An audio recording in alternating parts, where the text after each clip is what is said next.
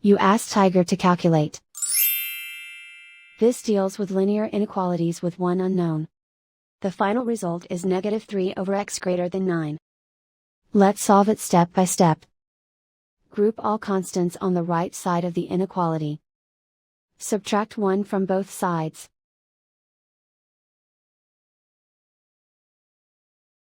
Group like terms.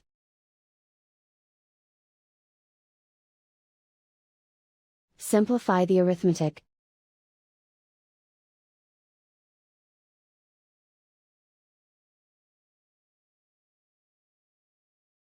Plot the solution on a coordinate grid. And so the final result is -3 over x greater than 9.